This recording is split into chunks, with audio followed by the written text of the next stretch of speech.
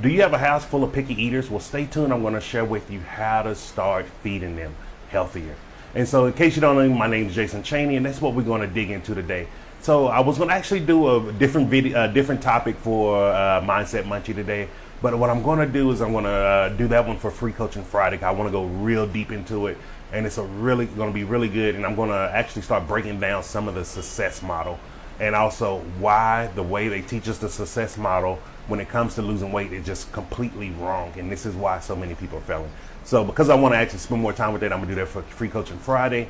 And today I'm going to talk about how to feed picky eaters. Because this is a question I get a lot of time, and I'm seeing it over and over again. Oh, I have a child that's picky eater. Oh, my husband or my spouse is a picky eater. The people who live with me, they picky eaters, and they just don't want to eat healthy. And the truth is, people are not picky eaters. So we want to be very careful what words we describe people with, and especially when it comes to food, because picky eating is not what it is. What it is, we all have a preferred palate that we eat. And what I mean by that is that preferred palate is the foods that we've been taught to eat, the foods that we've seen people eating, the foods that we've been shared with ever since we was a little child. So like if you notice, like just yesterday I saw a video of a friend of mine. He was feeding his grandbaby pizza crust. Like that child is going to start having, they're going to have a preferred palate towards pizza crust. Now that's not saying it's bad or that it's unhealthy, because there's nothing wrong with that. Let me be completely clear with you. But if you're trying to transition your family to healthy eating, you must acknowledge that they have a preferred palate. And so you have to start playing with their palate. And the best way to start playing with the palate is make eating healthy foods fun. So many times, time and time again, when people want to start eating healthy, they start getting angry. They start like, oh, you need to do this. You need to eat that salad. And who wants to eat that? Like, really think about that. If someone's yelling, hammering down your throat, eat this, eat that, eat this, are you really going to eat it? But if you start having fun with the food, you're having good family moments, you're making good memories. Like, let's say if you have a nice, healthy picnic, you and the family just go to the park, y'all eating some apple spread, you have crackers and the peanut butter, hummus, and all of these different things.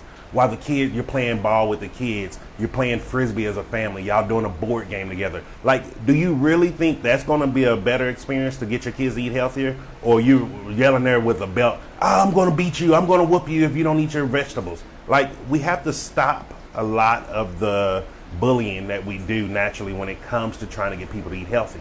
And I don't mean it in a negative way. What I mean it is, we usually try to force what we want on other people's, and that's not how we do it. If you really want to start changing people's preferred palate, aka stop them from being a picky eater, start making eating healthy fun for them. Start making it a pleasurable moment. Start making them want to be around you when you're eating healthy, because do you want to be around somebody when they're negative, when they're angry, when they're yelling all the time? If you're not having a pleasurable moment, you don't want to be there, and you start avoiding all those things each and every day. And that is exactly how we start getting these picky eaters. It's because they've had a preferred palate. They've been eating a very specific way their entire life, most likely since they was born. And if you're not familiar with all the chemistry and all of that, most of the time it's even within utero, because a lot of those foods are passed from the mother to the child. And so then we're trying to force them to eat a healthier lifestyle. And listen to that, force them, instead of showing them a healthier lifestyle. Like, you want to start showing people who are picky eaters a healthier way to eat. Like, start showing them, like, hey, you can make air fried fries. You can start making some oven roasted fries. You can just start cutting back on the oil you're using for fries. Hey, let's do a meatless Monday. Let's do a Taco Tuesday, where instead of we're using ground beef and chicken, we're using Beyond crumbles. We're using gluten for chicken replacement. Like, those little things are going to be the ways that you start getting people to go from picky eating to healthier eating, and it's going to save you a lot of stress. Trust me. So I hope you like that. I hope you got value from it. If you like this topic, go ahead and hit that like button. If you know somebody who has kids or who has family that are picky eaters and they're trying to figure out how to just get healthier food in their diet, go ahead and share this video with them so they can get some value from this also, and also that they can take away something that can help them with their family become healthier. Because remember, healthy shouldn't be hard. And that's why I want to break this down. This is why I do these videos 5 days a week for you. And so also, if you want to go in deeper and learn more about how I started understanding how to lose weight, how did Jason go from being 550 plus pounds, not being able to tie his shoes, literally needing to call my wife each and every time I wanted to put my shoes on, Like, listen to this. If I wanted to leave the house, I would have to get my wife to put my shoes on for me before she went to work, because I was too fat to be able to do that. So that means if she left for work before I got up and I wasn't able to get her to put my shoes on for me, I was stuck in the house until she come back home 5 or 6 o'clock after working a full day. Not only was that fair to me, depending on her so much, but that wasn't fair to her also.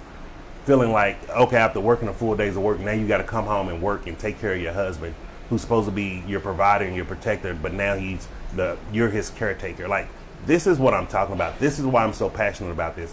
And if you want to understand how I exactly broke these things down, how I started understanding all the lies from the diet myth, the diet industry, and things like they've been feeding us that keep us on this hamster wheel of never losing weight, never being happy, never getting the results that we truly deserve, then just click the link up above, hop on the free webinar. It will be this Thursday. Last Thursday was really amazing. There was aha moments all in the room. And this is what I'm talking about. If you start learning these things, if you start understanding these things, you will start getting the results that you want, and it's guaranteed. And so just click the link above. I'll catch you this Thursday on the webinar. And until then, stay supercharged, and I'll see you tomorrow.